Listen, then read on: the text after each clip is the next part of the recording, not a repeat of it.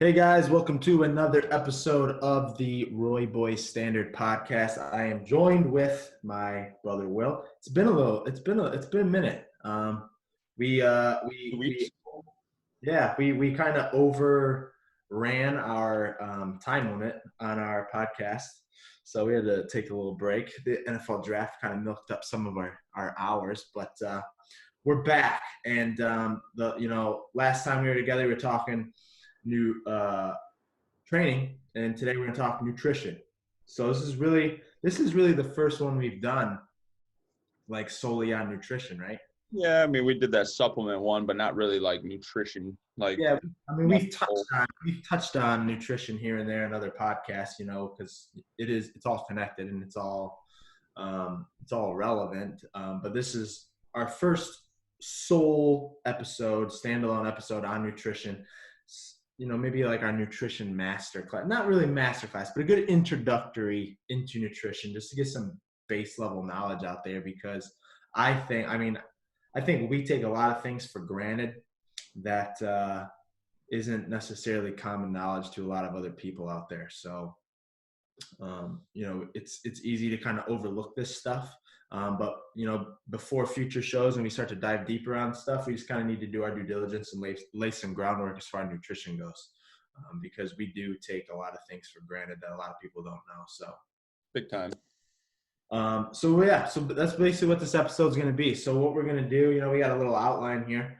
We're going to kind of go over, the introductory base level information as far as nutrition goes, things that everybody should know. And once you know those things, you may be able to give you a little bit more direction as far as your eating habits and following your own nutrition plan. But then we're going to kind of go over all these big time diets that you see in the mainstream. And then, once you kind of have some context, you can kind of get an understanding of what they're doing with those different diets and things like that. So ultimately, at the end of the day, you can choose a nutrition plan that is best for you. So did you want to add anything before we dive in here? No, not really. I mean, the first layer is going to be just overall general knowledge. But I mean, you all got to just remember that when it comes to nutrition, it's very individualized, extremely individualized. So, take that as you want and, yeah, just get into it. Yeah, I mean, that's pretty much like there's a million ways to train. I mean, and nutrition is the same. Like, there's tons of food out there. Um, but hopefully, we'll just get into this thing, and then hopefully, once we kind of lay this groundwork, people have a better understanding of kind of how to go about things. But um, so at least for myself, and you can, obviously chime in. You're the nutrition guy. I'm the training guy. You're the nutrition guy. Um, why I don't know if I've ever actually asked you this. What? Uh, like why what drove you to kind of go down the nutrition path more as opposed to like the training path more? I found it way more intriguing.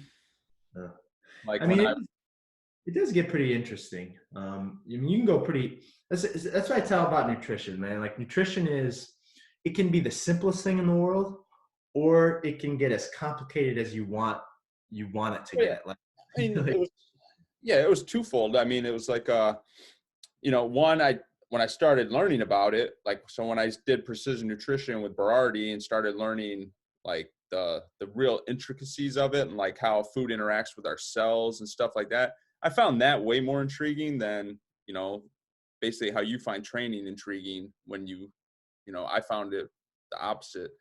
But also as I got older, like I started realizing like I couldn't eat certain foods anymore. And I was like, what the hell is going on with my body? So like it really started as a tool, just like training did for me on myself. Like I had to start like looking at what I was eating, why I wasn't digesting certain things. So it just kind of you know, spiraled I, from there. I think that touches on something that's actually because that same thing happened to me. Like I think our own shortcomings really leads us to our biggest advantages. Like I really got into the training, but what drove me to learn a bunch in the early stages of my career was I did so many things wrong and like ended up getting hurt from them and hurt my back all the time, or whatever it was, and it drove me to like, why is this happening? And then you start to just deep dive, and like, so same thing with you, like, why can't I eat this food anymore? And you start researching, and it opens this whole can of worms on this whole side of things that you had no idea even existed. And that's kind of, I think, ultimately what makes a good coach in the end is someone that's been there, made the mistakes, and had to learn from them, and then pass that on to your clients to help them. So um, Yeah, I will say that so far since I've gone down the nutrition road, like I have not had the success being a nutrition coach as I have been being a trainer. It's a lot harder. It's much harder to. I still have not figured out my niche to like best help somebody. well, that's the thing too, man, and that's ultimately the biggest reason why I hate dealing with nutrition. Like, it's much the gym, man, to me, and I think most people agree that that's the easy part, man. Like, that's the fun part. Getting in the gym 3 to 4 or 5 days a week, that's 3 to 4 to 5 hours a week out of 168 hours in a week, you know. Whereas, eating, that's truly lifestyle. Like, even a person that's overweight, out of shape, and not overly motivated can drag themselves to the gym 3 hours out of the week. But to change their mindset as far as their habitual processes with eating, like, that is a much deeper rooted Oh issue. man, it's social. That, I mean, eating is social. It's emotional. It's and it's just physical. It encompasses it all, and I mean, that's our. I almost feel like I should probably be a psychologist because a lot of it has to do with just mindset. It's getting in the head and figuring out what's causing the issues. I mean, it's like a detective, like no different than you trying to figure out why somebody's hurting. You got to do detective work. Okay. Well, why are you eating late at night? It's not because you're hungry. So, like, we got to unwrap and untie what's really causing you to crave these things. Um, no, so for yeah. sure. It's totally true. Like, I know, like, me and Sarah, we usually have like a movie night one day a week, or we try to, and we'll always save like a big dinner for that night, because like, I almost feel like, oh, if we get down and watch like a funny movie, like, I almost feel like if I'm eating a pizza while we're watching the movie, like, it almost makes the movie better. Like, Okay. uh, Well, there's a reason when me and you would watch the NFL draft, it was always pizza. We always would order pizza. Like, yeah, it's like, it just no, goes. and I think I'm actually glad that we kind of touched on this, because this is like this is the what's the word I'm looking for? Almost like the invisible opponent, or that non-tangible aspect to nutrition that a lot of people overlook. You can sit there and crunch the numbers and the calories and the macros and all that stuff, which we're about to cover, so that we actually know what that means. But you can crunch that stuff and look at that all day, but it's that non-tangible thing that is ultimately going to dictate anybody's success or failure when it comes to following any kind of nutrition program. Yeah, So this time off, I've really thought about this, even though, like, I mean, you might not think I'm really doing a whole lot, but like, hopefully, if we ever do get back to the gym, I'm totally taking a different approach to nutrition coaching, like way different approach. Like, we're about to talk about macros and all that, which is important. But when I start approaching clients, unless they're an athlete and they're already disciplined, man, I'm taking a way different approach to it. that's So the thing, man. Yeah, it's ultimately,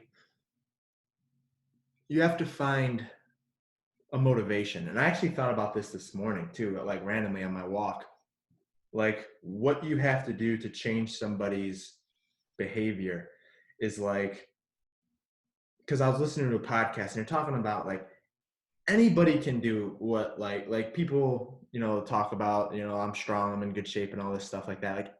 Like that was easy. Anybody can do that. Anybody has the capability to do that. People have the capability to make good choices with eating, and to get in the gym an hour a day, whatever it is. But it's that they choose not to. And it's the fact that they choose not to. It's just they don't have something that's giving them enough motivation to make those choices. Like you could take somebody that is super against it, and this is going to sound super terrible and dark and all that stuff, but like if you said, you have 2 years to get in the best shape of your life, and if you don't, then your child's going to die. Like that sounds terrible, but there is no question that they're going to get in the best shape of their life in 2 years. Like it's not, nothing changed. It's not like, making the choice was easier or the food is more accessible now. It's just that there's an underlying motivation that is going to get them to comply with that. And I think a lot of people that want to lose weight or get in better shape and all these, very vague and empty um, goals is not, it doesn't weigh enough to force that ultimate mindset Well, shift. you kind of, and this is good that you went down this road. You kind of hit it right on the head. And like I'm guilty of this too. It's because they're very vague. I want to lose weight. Okay, like what's your timeline? I just want to lose weight. Like if you're not putting if there's not an end date, like it's not real. It's just like, it's just like you said, 2 years. You give a person 2 years, otherwise their children's going to die on that 2 years from that day. So if I told somebody that is 300 pounds, but look, your kid's going to die in a month if you don't drop 50 pounds, that person's going to drop that 50 pounds in a month. Like they're going to kill themselves trying, right? Because there's a deadline to it. They have a set goal. Somebody stepping on stage for a show, they have a set goal, a set date where they have to be on. An Olympic runner, they have to be on that day. Their training and their nutrition is lined up for that event. So when it's very vague and you just throw out weight loss, okay, well, what's going to be our timeline here? You don't have to have an exact date, but you need to have some kind of like responsibility to that goal. Yeah, it's an accountability thing. And yeah, the deadline, yeah, you want to make goals and everything as specific as possible, but like essentially ultimately what's going to get their ass in gear is the consequence. We picked like one of the worst things you could ever think of, because that's, I think everybody can agree that that's like a non-negotiable. Like someone's going to do anything they possibly can to save their child. But I think people are so comfortable now, and like it almost takes a consequence for that mindset shift. Like, why does it have to take, the threat of losing your life, a person that's overweight and they get diabetes or they have a heart attack and they're like, yo, man, you got to like do something different. Otherwise you're not going to see your daughter get married or, go off to college, whatever it is. Like it almost takes a consequence to motivate them. Like, I want to know what, and this is like, This is the ultimate detective work. I know where you're going with this. well, yeah, well, it's detective work. Like, but it's almost like when I first, when I was 18 years old and decided like this is what I wanted to do with my life, like it's because the transformation that took place mentally for me, like by getting in better shape and everything, like that, I thought that was so miraculous. Like it was so incredible because I was such a shy kid. I was so insecure, all these things. And I just got so much more confidence, and it completely transformed my life. Like this evolution that took place, it was a very positive thing, and I thought it was the most incredible thing in the world. And I was like, I want to share this with other people. I want to give this to other people. That's what made me want to do this as a career. But like, and nobody tells you this, like when you're an 18-year-old kid wanting to be a trainer, is like, you can say that all you want to people, but it's not going to motivate them. I guess what I'm trying to say is like, why I don't like, why does it always have to be a consequence that's going to get people to be motivated? And why can't we somehow package this positive transformation and use that to motivate them? Like nobody sees that as the motivation to get, it's always something negative that's a consequence on the other end if they don't do it. Does that make sense? You know what I'm saying? Yeah. Yeah. I mean, yeah, that's typically what does it. Or it's like a life event, I guess it's kind of the same thing. You see it all the time with, unfortunately, you know, divorces. Like one of the other spouse usually goes through a hell of a transformation. You know, if they were overweight, they usually drop a ton of weight because they're going to be single again. So they want to be attractive to others. Like you see it all the time. So I guess like, you know, that's the consequence, you know, but now it's not so much a consequence. They're not getting divorced because they got in this transformation, but like they need to be appealing. So like they don't want to be alone. So they want to appeal to more. So they decide, oh, hey, I got to get in shape, you know? Yeah, like ultimately, I think it's like, I think, I guess this is all, I mean, at the end of the day, it's what separates, I guess like you look at, that's the difference between, the people that are going to be truly successful in life and everybody else is like, you know, that 95% of the population, those are the ones that are just comfortable being average. They're comfortable being comfortable.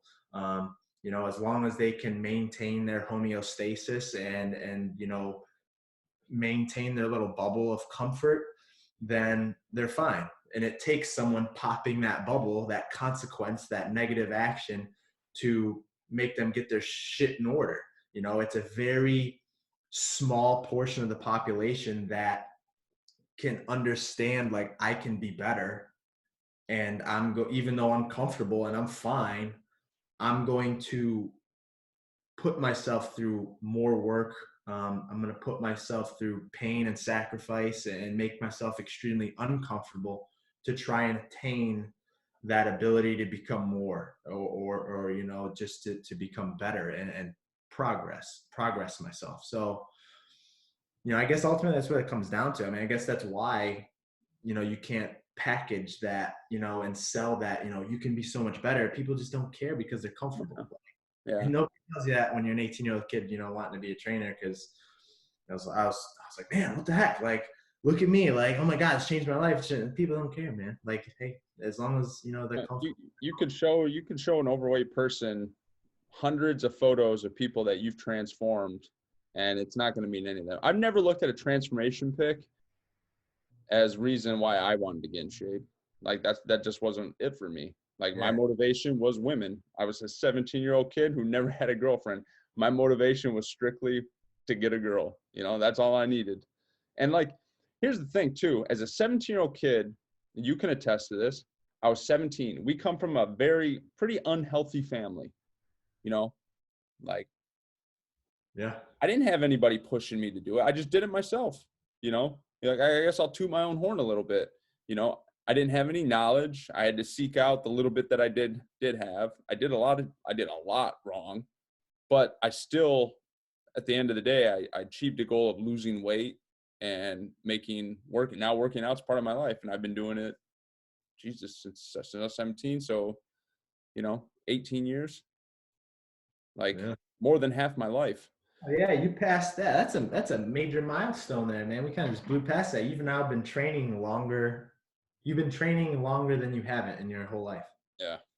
I was thinking about that the other day. I still got a little ways to go, but no, that's cool. So, all right. Well, hey, I'm glad that we covered that. Yeah, I So, think there's some vital shit there. no, yeah, I mean that's definitely you can't. I'm glad. I knew I wanted to talk about that part of it somewhere in this. Like I know we have like this rough outline that we put down, and like we didn't have that anywhere in there. But you can't talk about nutrition and not talk about that stuff, that non-tangible aspect to it, that mental aspect to it that ultimately drives people to do what they do, their habits and everything. So It's too much part of like you said, habits and like society in general. Food is so big now. it's ultimately essentially what's going to make or break any nutrition plan, Yeah. like is ultimately what is driving you to make those choices. It's either the comfort and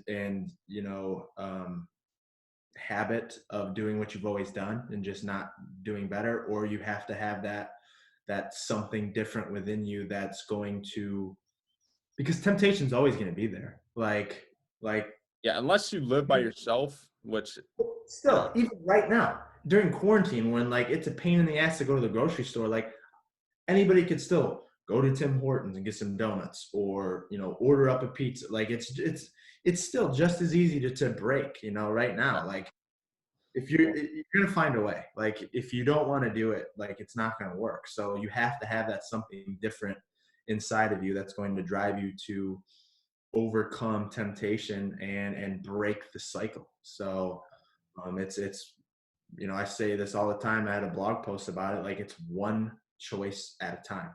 The body that I have and the strength that I've built and the level of fitness that I have and all that stuff, it was made one choice at a time for the last 10 plus years. Well, it's ultimately too, it's like anybody can do it for a couple weeks. Unfortunately, you got to do it for a couple months, couple years to get the result you want. And that's where just about everybody feels. That's why everybody loves diets, which we'll get into later. I won't jump down that hole now, but that's just the thing. It's like, that's the other thing that nobody ever talks about as far as nutrition goes. Like, and we'll lead into this. We'll lead into everything with this note because I think it's a decent segue. It's like, last thing people never talk about is the compound interest on choices. Like when people think nutrition and diets and all that stuff, it's always a window of time. Like no one talks about the decisions, how they compound on each other over months, over years. Like you see, like look at Mike O'Hearn. Like Mike O'Hearn is probably the best example of this. That dude's like 53 years old and he looks redonkulous. Like that dude's been training hard and heavy and eating, says he hasn't missed a meal since he was 9 years old. Like, and he's never had a sip of alcohol. And that sounds preposterous, but I actually believe him when he says that because look at him, dude. yeah. The dude's like 53. He's still deadlifting like 700 pounds, squatting like fucking 600 pounds, and is absolutely shredded to the bone. He's like 260 pounds. He is an anomaly for sure. But like it just goes to show, like, yes, genetically he was gifted, but it's just like somebody that takes steroids. Like I could take steroids, I'm still not going to look like Ronnie Coleman. It's like you still have to have that discipline. The discipline, but then also just look at the compound interest of the decisions made over time. Like that's what you get. Like, yeah, you can eat good for a year, you can eat good for a couple months, whatever it is, but that's what you get when that stuff is made consistently over 40 years. Like it's the compound interest. Like it's the long-term effect of the practicing that discipline over and over and over and over again for an extended period of time. It's like, just like your money grows. Like the earlier you start, the more money you're going to have in the long run. It's the same thing with like nutrition and training. The earlier you start and the more consistent you are with storing it away, making good decisions, and essentially put more money in the bank, like that's going to compound, and the longer it goes on, the more benefit you're going to reap from it. So well, and that goes true to like clients of mine would always be like what are you having for your cheat meal this week, or what are you having or I'll just be like, I had pizza last night and ice cream. They're like, you still don't gain a pound, do you? I'm like, no. But they don't see the fact that for years I ate incredibly good, where maybe I had one bad meal a week, maybe. I ate really good for years. My body got comfortable in a healthy mode to where now like I have the freedom to go do things like that and it doesn't affect me. Might jack up my stomach a little bit, but like physique wise, it doesn't hurt me. Yeah, I mean that's the thing. Yeah, I mean, and we can touch. Let's dive into this, and I'm sure we'll probably touch on this because go ahead. I was gonna lead into carbs and all that stuff. So let's just go ahead and dive into this. So when it comes to nutrition, so we'll shift gears here a little bit and kind of get into the X's and O's of nutrition. So now that we kind of covered the competitive nature of nutrition, that non-tangible aspect of nutrition, let's actually break down the X's and O's here, the main players of it. So at least in my opinion, when it comes to nutrition, there's two big things at play here. You have micronutrients and macronutrients. So macronutrients are the things that most people pay attention to. They're your proteins, your carbs, and your fats. You know, that's what you're always looking at the labels for. You know, all the bros out there, all the meatheads out there, as soon as they see a new supplement or food, the first thing you do is turn it over. How many grams of proteins they have? Like that's the first. And hey, I did that for a long time too. But the macros, you know, we've heard of that.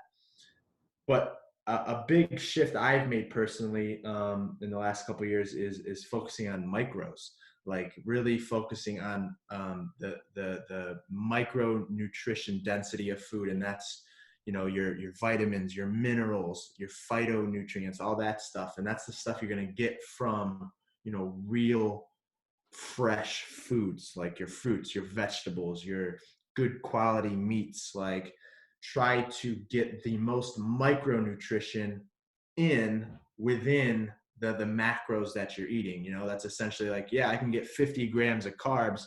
I can get it from a donut, or I can get it from, you know, a potato. Like that potato is going to yield so many more micronutrients, vitamins, minerals, all that stuff, because it's a real, it's not processed, it's a real food.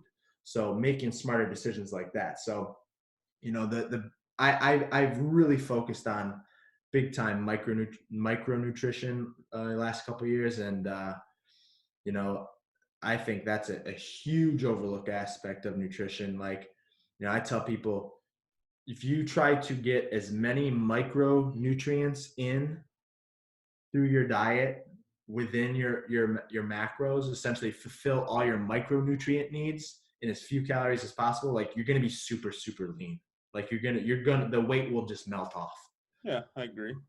So you know, there's not a ton to cover with micronutrients. I mean, it's your all your Vitamins, minerals. yeah, vitamins, minerals, and that's the stuff you're going to get that comes from the earth, because that's where they come from. You know, your vegetables, they grow through the soil. They soak all that stuff up through the soil and from the earth, and that's where you're going to get all those vitamins, minerals, nutrients, and all that stuff. And that's the stuff your body needs to thrive, man. That's the stuff that your body's going to use to carry out bodily functions, to repair, to build new tissues. Keep your hormone levels stable. Yeah, like, you know, that your body needs raw materials. Like every cell in your body will regenerate and recreate itself within, I think it's a 2-year period. I think 2 years is the turnover rate for bone cells, and those are the longest ones. But so your body is constantly recreating itself on a molecular level. And if it doesn't get the raw materials from the micronutrients, the things that it needs to build these things up, like that's when you see people developing all these diseases and disorders, and, you know, they lose bone density, or they develop cardiovascular issues, things like this. Like it's because their body just doesn't have the raw materials to start to rebuild itself properly. Like your body's in a constant state of breaking things down and trying to repair them and rebuild them up. Even if you're not training, it's just the nature. Cells die off, things happen. Your body needs to regenerate, recreate itself. And Yeah, protein is not just for freaking people that lift weights. Like, I think that's a huge misconception of the general public. People think because they don't lift weights, they don't need protein. It's like, no, man. Like, everything in your body, your skin, your hair, your nails, yeah. all these things are made up of proteins. Like that's an essential nutrient. So that's the big thing. I wanted to kind of touch on micros. If you want to kind of go into the macronutrients and kind of explain those are the Yeah, ones that. I mean, like macros, I don't think we need to get too in depth. Just a real broad overview. Your macronutrients are the ones, like he already said, it's protein, carbs, carbohydrates, and fats. Like those are your macronutrients. So when you flip over a nutrition label, like that's what you're seeing. You're seeing total calorie count, and then you're seeing the protein breakdown, carbohydrate breakdown, fat breakdown, and that's broken down into, you know, basically what each one yields calorie wise. So your protein and your carbs, they both yield 4 calories per gram. And then a gram of fat yields 9 calories. So it is, you know, the most calorically dense of the macros. I think a lot of people don't realize, like, that's what, like, when they look on those nutrition labels and it says, you know, calories is always at the top and bold, and then it's got all the stuff underneath it. Like, I don't think they understand, like, those things are not independent of each other. Right. Like, something has 10 grams of protein, 10 grams of carbs, and 10 grams of fat. Like, you're going to know how many calories are in that thing. Like 10 grams of protein, if it's 4 calories per gram, that's 40 calories. Same thing with carbs, 40 calories from protein, 40 calories from carbs. That's 80 calories. And then if you have 10 grams of fat, that's going to be 90 calories. So 80 plus 90 is what, 170? So like that's where calories come from. They're not independent of each other. Yeah. So So if you ever really want to check your nutrition label, if the grams don't line up with what's being said on the total calorie count, and you also got to look at serving size. But if they don't add up, I probably wouldn't eat that food because it's probably not correct, and you're probably getting more than what you yeah, think you are. yeah, they're not independent of each other. So that's just I know a lot of people don't understand that calories come from the macros. That's where calories come from. So Yeah. So that's really all you really need to know when it comes to macronutrients. Your protein, your carbs, your fat, and then a lot of diets revolve around the macros. They don't revolve around micros. So I don't know. Is there anything else you wanted to cover before we start diving into that? yeah, I mean, I would just touch real quick on essentially, and this is going to be extremely simplified, but excuse me. I think just essentially if we wanted to give, maybe like a main title to each macro so people just kind of understand kind of what they do. So like protein, like we said earlier, everything in the body is made up of proteins. Like if you break stuff down to a molecular, like they're made up of amino acids, they're made up of proteins. So proteins is very important. Like protein essentially is building blocks of everything that's within the body. It builds up our muscles, builds up our certain amino acids go towards building our skin, towards building our hair, all these different things. So proteins are super important, kind of like building blocks essentially of things within the body. And then when you look at carbs and fats, like mainly those guys, those are energy macronutrients. So essentially, carbohydrates can get broken down a lot easier into glucose and all these things, which is essentially our body's preferred source of energy. It's very efficient at using that stuff for energy. And then fat also can do those things, but it just takes a little bit Yeah, longer. slower process, and um, I don't know, like Yeah, I mean, you don't need to get into like the biology of it. I just want yeah, people to understand that, like, proteins essentially, you know, our body can break anything down and use it as energy. Our body can use protein as energy if it needs to. Our body is very, very efficient at, I shouldn't say efficient, but very driven and persistent on getting energy to survive. So yeah, anything can be used as energy, but mainly protein is used to try and build things. And then our carbs and fats are our main energy macros, just used in different ways depending on the situation. yeah, So that's and kind of what I wanted to get, because I want people to understand that as we kind of break into each one of these diets. yeah, and fats also play a role in like hormones. Like we need certain fats for our bodies to function optimally.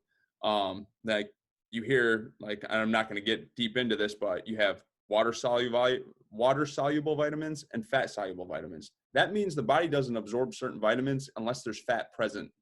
So you have to eat some fat. You can't go on a no fat diet. I mean, I guess you could, but you're going to feel like absolute shit. Yeah. You like keep that in mind too. Like fat does play a role other than just being stored energy. Yeah. Oh yeah, for sure. No, like I said, it was extremely simplified, Yeah. but just for people to have some sort of gauge on essentially kind of what the roles play as we kind of look into each one of these diets. So essentially, we're just gonna do a quick breakdown now of all these big diets that you hear in mainstream of people doing these diets that come and go like the wind.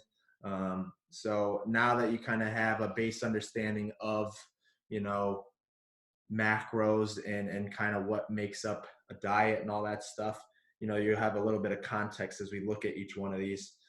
So we'll kind of break these down, positives, negatives, overall feelings on each one, however you want to break these down. I don't care. I don't know what you were thinking, but I just wrote down a few that I know that I knew of. I don't follow this stuff super closely, but first one I got is paleo, which I'll just stay. I mean, I think out of I don't even really look at paleo that much as like a diet. I mean, it's It's really like probably it's diet, probably right? the closest thing possible to just how we should just eat. Yeah, that's the ultimate thing. I would say it's probably the closest thing to just normal. Like to me, probably what I do personally, it's pretty damn close to what I do. Um, I know they kind of they tagged it as like the caveman diet, right? Like if it wasn't if a caveman couldn't eat it, then you're not allowed to eat it Yeah. except oats, right? You can't eat oats on a paleo diet. Yeah. Is So that if you're following like a real strict paleo, like the original paleo, like oats and like Ezekiel bread and rice, that's not in there. Um, you know, so like strict paleo is the only carb source you really have is like your fruits and vegetables, and like starchy vegetable is pretty much potatoes. That's pretty much yeah? the gist. Um, Um, so yeah, paleo. I'm glad we did that one first because that one actually, I really don't have any beef with paleo. Like I think I think if yeah, if anybody told me they were following the paleo diet, I'd be like, great, yeah, I do it think for if the rest of your life. yeah, exactly. If someone followed the paleo diet, I think that like especially for just the average person, like we're not talking high level athlete or anything like that. I think average person follow the paleo diet. I think they'll have after 2-3 years they're gonna have a nice healthy Yeah. body composition. I think the blood markers would be good. Like I have no beef with the paleo diet at all. Um, the next one I do though. The carnivore diet. Oh yeah. So I mean, basically you eat meat, right? So, and That's it's it. not. That's Here's the it. thing, huh?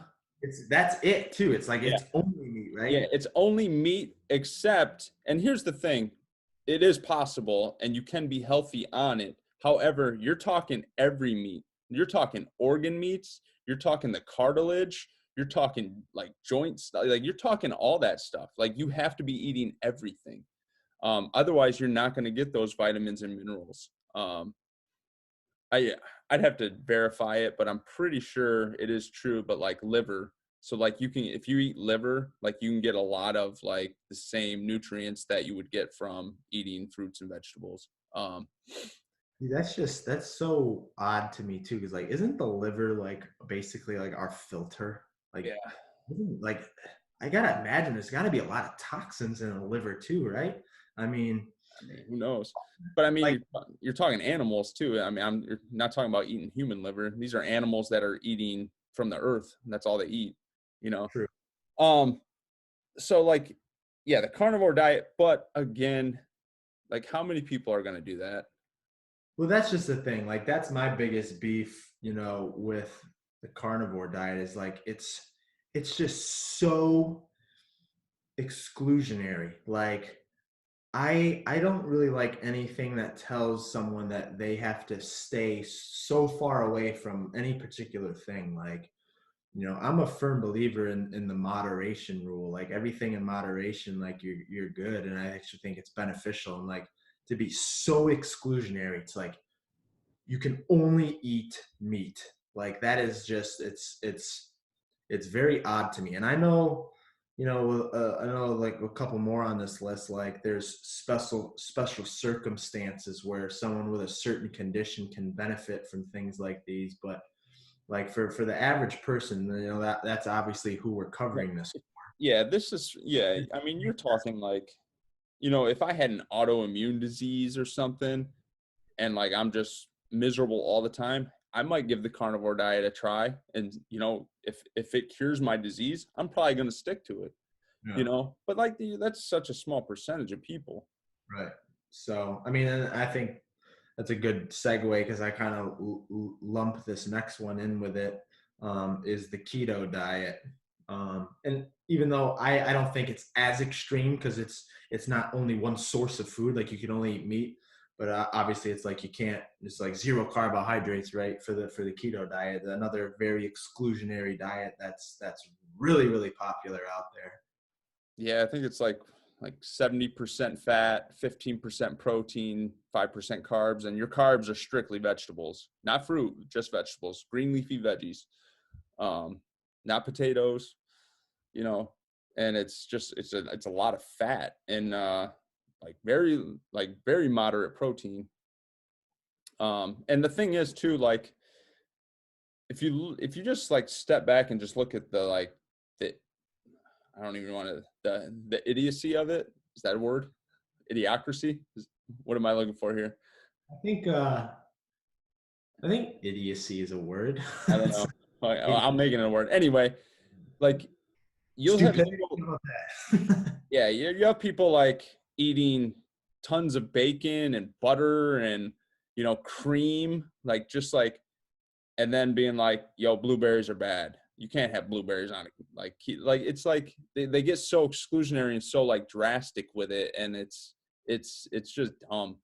And again, it's back to the psychology of your typical human. Like if you can't get somebody to just like sit down and like eat a normal balanced meal, let alone like now you're telling them they have to only eat high fat and can't have any carbs, which means like no Friday night drinks, no Saturday night like going out to eat. And Well, I think that's actually that could be like a two-headed dragon there because I think for some people, like everybody's different. Obviously, we already know that, and everybody's mindsets are different, and everybody follow things differently and approach things differently. And I actually think, like, I think that's probably for a lot of people that do these diets, especially for like carnivore and keto. I think that's part of the attraction is the it's got a very clear line, yeah, like like it's no carbs, like it's nothing but meat. It's a very distinct line that they know, like, when we tell people, just eat real food, just eat real food and wide varieties, and like it's very broad, like there's too no, vague. people need like very structured directions. Like there's some people out there that need that clear cut line so they know, like, I am on track, like I'm not messing this up, like. So I think that that's part of the reason that people probably gravitate towards diets like that, just because it's very simple to follow. It's a very clear, distinct line that they know that they can stay within these boundaries, and they're doing it properly. I would agree with that. And it works for some people for like it achieves the goal for what some people want. And then they're able to kind of like loosen up a little bit and segue. The problem is that's not most people. Most people will get on keto for months and then it's just like there's no gradual coming off it. They go full bore back into like normal eating. They gain all the weight back just like any other diet. Um, Yeah, I mean, and I mean, when I wrote keto down, so I'll touch on this too. Like when I wrote keto down, I just put in parentheses low carb, because I think probably 90 to 95%, and that is probably even higher, of people that do a keto diet, they're not really doing the keto diet. Like the keto diet is actually, getting your body into a state of ketosis where, it's a whole biology process where your body's producing things called ketones, and basically your brain is running off of ketones instead of glucose. But like we don't even need to get into all that. I think most people are just doing a low carb diet, and obviously low carb, that's one of the macros that we covered. If you're cutting a third of your macros down, like ultimately more than, and especially carbs, because they're the most widely, available and probably most heavily binged on macronutrient. Um, and people are paying attention to that now. Yeah, your calories are going to be lower, and you're probably going to start losing some weight. And I think that's where people, it's essentially just a low carb diet, but because it's keto and they're grouped into that identity of being a part of a faction, that they just want to be part of something that they say they do keto, when really it's just a low carb diet. Um, and like what you said, like, yeah, they'll follow these things, and then they ultimately, see progress, and then, they say, oh yeah, the keto diet's awesome. And that's ultimately what we always say too. It's like you just have to stick with something long enough to start to see the benefits and start to see the progress. And like once you see the progress, then it's a lot easier to start to make better decisions. And that's why people don't stay on it forever, because it's just not sustainable. Yeah, and the people that do, I mean, there are some people that will do well with the keto slash low carb, which typically is what it is, a low carb diet. Like I'm one of those people, like, and you know this, like I'm not a huge, like you make fun of me all the time because I don't eat a lot. But even going back, like I've always been kind of low carb. I'm not as low carb now, but like I've done plenty of low carb diets and I typically do fine on them. I don't have energy crashes. I don't, you know, um, it, that's essentially how I did lose my weight, is I went Yeah. low carb. I mean, that's how I was the first 2 years. The first 2 years I was in this game, dude. I would eat 40 to 50 grams of carbs a day. And I did that for like almost 2 years probably. And that's ridiculous. Like, apart from the days where I would do like a cheat meal, but like that's insane. But that just shows like we said, like the body adapts. The body will adapt and it'll find a way to make things work. But um well, I forgot where I was going to go with this, but the um shit, I totally lost my train of thought. I was going to Keto? take I don't know. what were we just talking We're about talking before? about keto, and then I went low carb.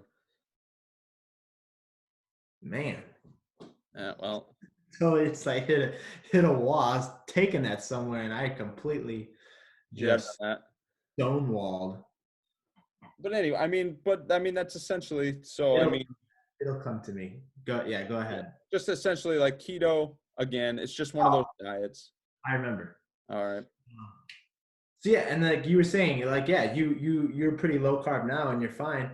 And like I used to do that, but like now I'm a huge carb guy now. Like I've always like you saying like what you're eating what like 150 to 200 grams of carbs a day, and like your energy's fine, all that stuff. Mm-hmm. Like I eat 400 to 600 grams of carbs a day.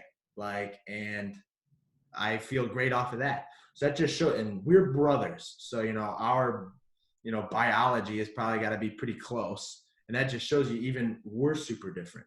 So that just goes to show you that like you really have to experiment with things and see what your body does best with. And that's why we kind of just wanted to lay out this, basic information for you guys to kind of start to give you the knowledge and tools to start experimenting with this stuff yourself. Yeah, but exclusionary diets for most people is not the way to go, unless you are that person that just has to be told. But even then, what do you? If you tell somebody they can't have it, psych, psychologically they're going to want it. So if I tell you you can't have carbs, you're going to crave carbs. If I tell you you can't have fat, you're going to want fat. Yeah. That's At some point, you will. I mean, if you cut yeah. anything for long enough, you're Like gonna start to crave it. unless you're somebody like somebody I idolize is Triple H. Like if you watch a video of Triple H, like he does keto and he's just like, this is just fuel. I mean, that dude's just like zone. There's not many people have that mindset. Yeah. It's like Mike O'Hearn. Like that dude's insane. Like he's just like we said at the beginning of the saying, kind of bring it all full circle. We said like 95% of the population they just want to be comfortable. And then it's that little portion of the population that can be self-motivated and willing to make themselves uncomfortable to push themselves further ahead of the pack. So if that's 95% of the population, then there's like the other 4.5% of the population are people like that want to progress, and then there's like 0.5% of the people of the population that's like Mike O'Hearn and like Triple H that are just so far ahead of everybody else with their mindset and their discipline that and that's why they're essentially icons Well, because this kind of this will segue too into the next one I think you have on your list is so is intermittent fasting. So I do. So this is my way of, because I don't really, I still work out, but I don't really strive to be super jacked anymore or super ripped. I just want to be healthy and feel good. Um, you know, Occasionally I might be like, all right, I want to gain a little bit more weight or I want to be a little stronger. But but I always want to challenge myself, and that's where like I'll go with down an extreme and be like, yo, I'm gonna do a fast for like 36 hours just to see if I just mentally tough myself up, like to make sure that I stay on that road of like not being comfortable all the time. Like, and it blows my mind when I tell people that, how many people say, oh, I could never do that. I can't do that. I can't go that long without food. And it's like, yes, you can. Like you can go a lot longer than that. Yeah. Like it blows my mind how many people just immediately are like, I can't do that. I'd be lightheaded. I'd be sick. It's like, no, no, you wouldn't. Like not unless you have some kind of medical condition. Yeah. So it's just like, that's the thing, man. It's like that comfort thing that people really gotta, man, they gotta get over that. Yeah. Um, Hopefully, yeah, we need to try and find somebody that'd be good to have on here to talk about, deeper, like that mental part of it, to, I don't know, maybe, I don't know who that would be. Maybe like a real nutritionist or dietitian covers stuff like that, or psychologist, or I don't know. I'm sure that there's somebody out there that probably knows like the deeper rooted issues that go on with that stuff. So I don't know, who knows, but yeah. But anyway, with that intermittent fasting thing, just to hit on that, it's the same thing as kind of like the keto thing. It's like it gives people parameters, like a set parameter to follow. that clear cut line, like you only have 8 hours in the day to eat. Like you can only eat from 12 to 8, and then you can't eat from 8 till 12 the following day. And works because obviously you're shortening their window to eat, so probably they're going to consume less. And when you consume less, that's what happens.